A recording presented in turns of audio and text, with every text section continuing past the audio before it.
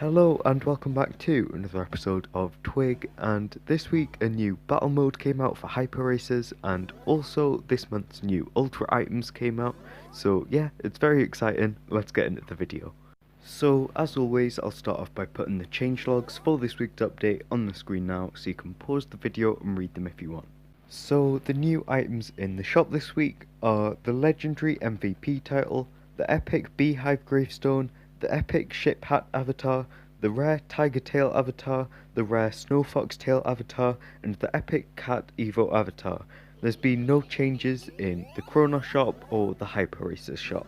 So this month's new Ultra items came out this week, and yeah, if you don't know already, with the Ultra membership, each month 2 new items come out, and you get to pick between the 2 items, and the item you pick you get. So yeah, this month's new items are the Ultra Cyborg Avatar and the Ultra Exoplanet Core. So yeah, it's like it has been in the past, where it's an avatar and a core. So yeah, I think both items are pretty cool, but as always, most people are probably going to be picking the avatar, and yeah, the Ultra Cyborg Avatar does look really good as well. So yeah. And there's also been a couple smaller changes made to do with picking the ultra items, and that is that now when you pick one of the items, it'll come up with a little message to sort of confirm you want to pick that item, and also let you know that once you've picked one of the items, you can't go back and pick the other one. But yeah, I think it's just a nice extra little change that'll sort of make sure you don't accidentally pick the wrong one. And yeah, and also now there's extra effects when you pick one of the items. But yeah, so now it's time to talk about what is probably the main part of this week's update, and that is the new battle game mode in Hyper Racers. It's really fun. Basically, how it works is it counts how many times you hit other players with items, and then at the end of a 3-minute timer, whoever has hit other people the most wins. There is some other stuff, like if you hit yourself with an item, then you go down 1 point. Yeah, if you drive into your own trick box. But yeah, it can get quite crazy at times when there's ice sliders just whizzing around the map, and that makes it really fun, just trying to dodge them or use a shield.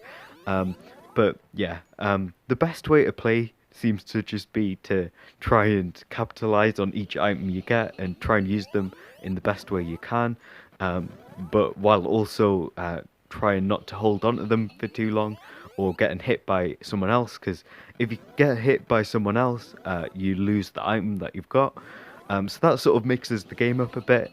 It's sort of tactical to try and figure out when you should use different items and how you should use them.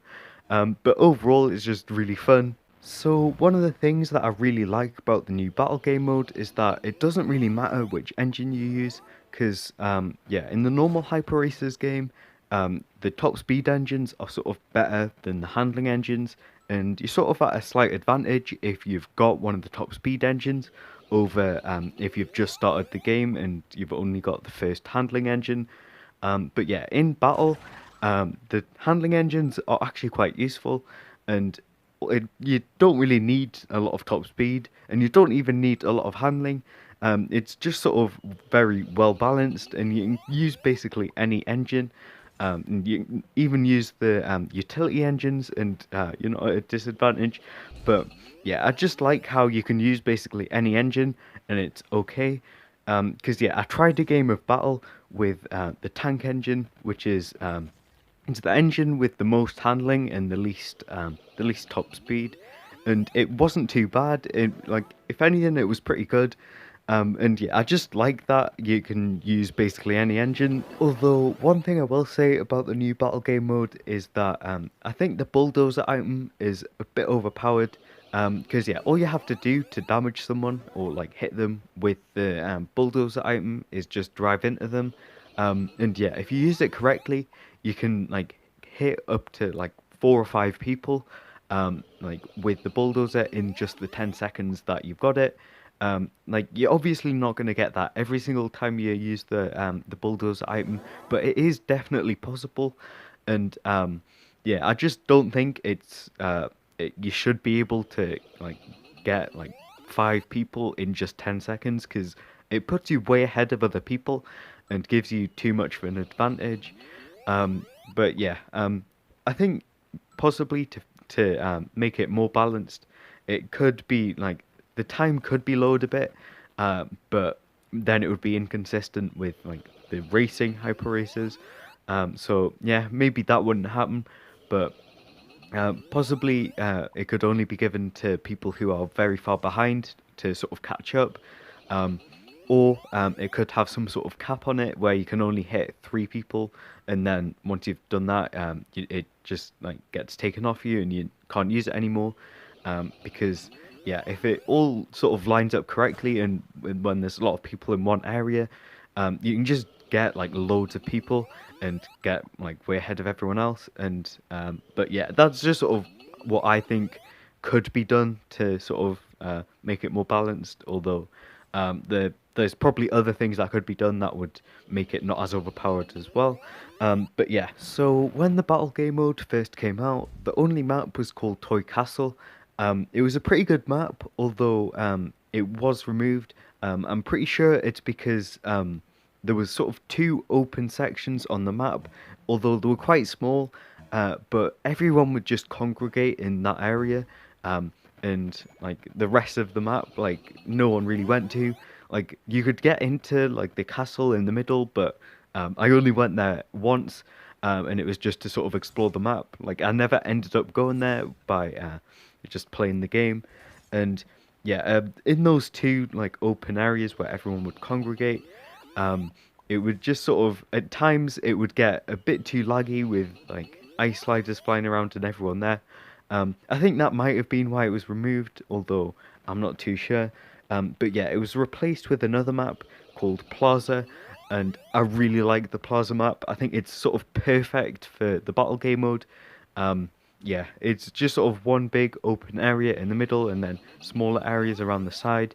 It reminds me a bit of the Woohoo Town map from Mario Kart Battle, but yeah, that might just be me. Um, but yeah, I think it's just like a really good map. The new map, it fits the battle game mode very well. Everyone just sort of like drives around the side of the middle bit, but also occasionally goes in the middle, occasionally goes around the side, and but yeah, I think it's just a really good map. So I'm really excited to see what maps might come out in the battle game mode in the future, because yeah, at the moment the only map in the game is the Plaza map. So yeah, it'll be exciting to play on some other maps as well. But yeah, and also I just want to quickly mention that in the map voting thing before a game starts, below the map it says free for all. So I don't know whether that means that in the future there might be sub maps that are like teams or whatever. I'm not sure, but maybe that could be something that'll come out in the future. Because yeah, otherwise I don't know why it would be there. And also before a game starts, it says on the screen free for all. So maybe there's going to be a teams version coming in the future. But yeah. So that's everything for hyper races. But I just want to quickly talk about how next week there's going to be a limited time mode for Kronos. Yeah, I don't know what it'll be about. But yeah, all we know is that it'll be on the weekend from the 19th to the 22nd, and it'll be for Kronos solos. But yeah, other than that, I have no idea what it'll be about. Although I am very excited for it. But yeah. So before the video ends, I'm just going to quickly mention that I've now been sort of fully given influencer rank, because before I didn't have the influencer role in the Discord, but yeah, now I've been given it, so that's pretty cool. But yeah, so that's it for this episode of Twig. If you enjoyed it, please leave a like, and also if you're not already, please subscribe, because it really helps me out and also means you won't miss any future episodes of this series. So yeah,